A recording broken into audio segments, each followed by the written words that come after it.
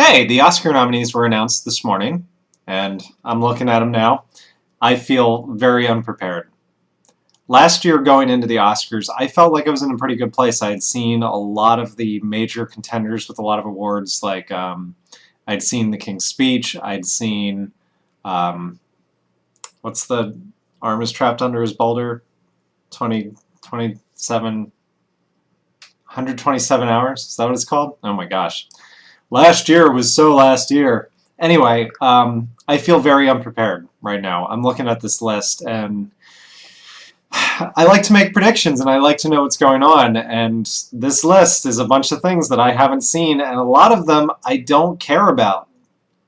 I'm really surprised the number of nominations that Hugo got. Very surprised. Um, I'm still not that interested in seeing it. I will see it, but I don't think I'm going to go see it in theaters. I'll probably see it when it comes out on DVD. I just don't care. I don't care enough. I know what it's about. I know it's not a kid's movie. I know it's about like the birth of cinema, blah, blah, blah. It doesn't matter. It's not the kind of movie that I'm interested in. I understand that it's good, just not into it. So anyway, here's Best Picture. We got The Artist, The Descendants, Extremely Loud and Incredibly Close, which was very poorly reviewed and shows up several times in the nominations list, so I'm kind of surprised about that.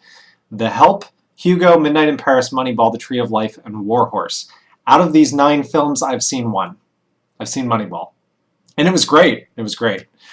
Some of these I have on, I've bought to watch. Midnight in Paris came out already. The Help came out already. I have those too. The Tree of Life, no. War Horse, I don't care. Hugo, I don't care. Extremely Loud and Incredibly Close, I don't know if I care or not. I care about certain parts of it and not about others. The Descendants, I would really like to see it. I will try to see it before it comes out, before the ceremony, and same for The Artist. The Artist is now playing at a theater near here, so I hope to see it. Actor in a leading role, we got Demian Bashir for A Better Life, George Clooney for The Descendants, the actor from The Artist named Jean something, Gary Oldman for Tinker Tailor Soldier Spy, which I think is a little surprising, and Brad Pitt for Moneyball. George Clooney won the Golden Globe. I thought Brad Pitt was awesome. Traditionally, Gary Oldman is awesome. And then we have two. Is Demian Bashir, where's he from? I don't know anything about him. Where's he from? He's not American, right? Okay, definitely not. He is from Mexico. Okay, so I don't know. That category, again, I'm screwed because I've only seen Moneyball. Actress, we got Glenn Close, Viola Davis, Rooney Mara, Meryl Streep, and Michelle Williams. I've only seen one of those movies, and it's The Girl with the Dragon Tattoo. Rooney Mara is incredible at that role, but I don't think she stands a chance in this category. Not against the people she's up against, unfortunately. Glad to see she's nominated, but I think she's screwed. Actor in a supporting role, we got Kenneth Branagh for My Week with Marilyn, Jonah Hill for Moneyball, which he will not win. He doesn't stand a snowball's chance in hell, but I'm so glad to see him nominated. I hope he is ecstatic right now. That guy, from the time that I've seen him since I first saw him in Superbad or whatever till now, he's completely changed my mind about him. Like I have a completely different opinion about Jonah Hill than I did when he started. Then we got Nick Nolte for a movie called Warrior that I've never even heard of. Chris Plummer for Beginners and Max von Sydow for Extremely Loud and Incredibly Close. I think it's going to be Christopher Plummer or Max von Sydow, although I haven't seen either of those movies. I do have Beginners. I haven't watched it yet. And then supporting actress, we got The Artist, The Help, Bridesmaids, Melissa McCarthy, Albert Nobbs, and The Help. I would love to see Melissa McCarthy win. I would absolutely love that. Supporting category is often a category that can go to like comedy or horror, like something weird. Like that's the category that Tony Hopkins won back in the 90s for Silence of the Lambs. Animated feature film, we have two from two foreign country films. I don't know what they are. A Cat in Paris and Chico and Rita. And then we also have Kung Fu Panda 2, Puss in Boots, and Rango. Of course, no Cars 2. I don't think there's a surprise there. Rango I watched last week and was blown away. This movie was way, way better than I would have expected it to be. Um, in fact, the only other movie I've seen is Kung Fu Panda 2. I don't know what the other movies are like, but I would pick Rango easily. Cinematography, we got The Artist, The Girl with the Dragon Tattoo, Hugo, Tree of Life, and Warhorse. Based on what I've heard from all 5 of these movies, that makes sense. I have no idea. I'm not familiar with any of the... Like, there are some DPs that I actually know their work, but I don't know any of these 5. It's probably the same DP that David Fincher always works with for The Girl with the Dragon Tattoo. But that movie overall, I wouldn't say, like... When I saw Batman Begins... No, not Batman Begins. The Dark Knight. I was like, this is a movie that should win Best Cinematography. And it did. Like, sometimes you can just look at a movie and tell.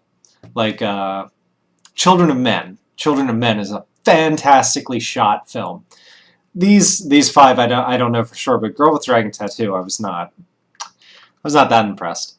Art direction, we finally see a nomination for Harry Potter, which, I mean, if it were up to me, I don't know what all these actors are like, an actor in a supporting role, but Alan Rickman did a fantastic job 8 times as Professor Snape. I'm just saying, supporting actor isn't out of the question in my mind. But anyway, Harry Potter art direction, also Hugo, Midnight in Paris, Warhorse, and The Artist. Costume design, we got The Artist, Hugo, Jane Eyre, W.E., and Anonymous. I don't know what W.E. or Anonymous are. Direction, we got The Artist, The Descendants, Hugo, Midnight in Paris, and The Tree of Life. I have a feeling it will go... it's not going to go to Scorsese. It won't. And I would really doubt that it would go to Woody Allen, actually. That guy is going strong after an incredible, decades-long career. I cannot believe how many movies he makes. But I have a feeling it's going to go to Alexander Payne for The Descendants, or maybe the guy who directed The Artist. His name is Michel Hazanavicius. I'm not even going to... Okay. And then we got documentary, blah. Film editing, I was kind of surprised to see that The Girl with Dragon Tattoo is in there, because one of the complaints I walked out of the theater with was that film was poorly edited. So apparently someone thought the opposite of that. Also, The Artist, The Descendants, Hugo, Moneyball. It's the exact same category. It's almost the same. Well, okay, it's not exactly the same. I was going to say it's the same as directed. It's not. Foreign language films, A Separation, which won the Golden Globe, is in there, and then some other movies that you've never heard of. Makeup, we got Albert Nobbs, mostly because Glenn Close played a man, Harry Potter and the Deathly Hallows Part 2, and The Iron Lady, which is the Meryl Streep movie. Original score, we got Tintin, The Artist, Hugo, Tinker, Tailor, Soldier, Spy, and Warhorse. Don't know. I haven't seen any of those. Original song, there are only 2 contenders. One is Real in Rio from Rio, music by Sergio Mendes. So it must be, I haven't heard this song, but it must be some island-sounding song. And then Man or Muppet by Brett McKenzie from The Muppets, which is awesome, and he should win that award. He should win that award. He deserves it.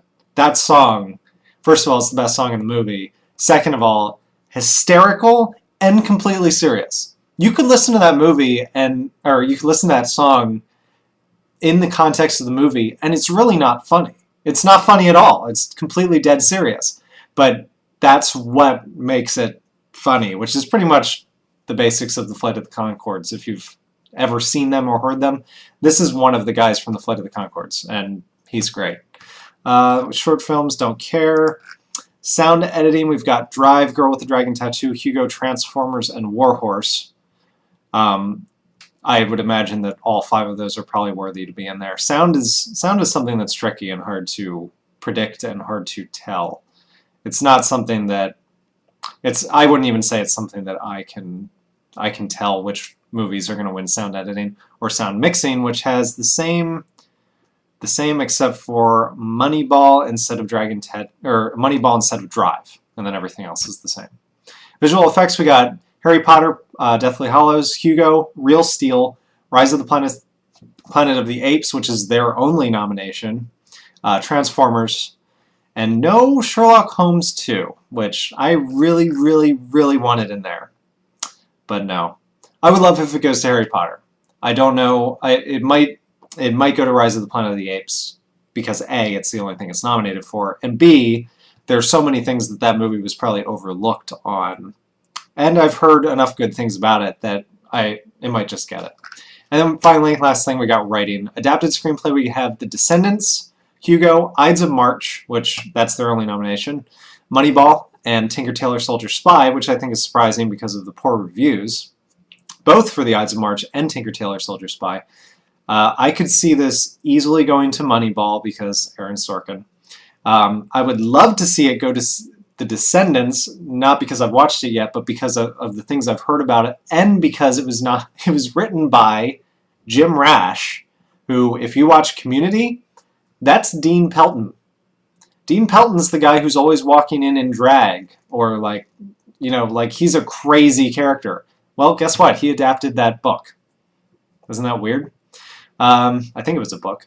It's an adapted screenplay. And finally, original screenplay, we got The Artist, Margin Call, Midnight in Paris, A Separation, and I deliberately saved it for last because this should win this award. This should win Best Original Screenplay, Bridesmaids. Yes, it should.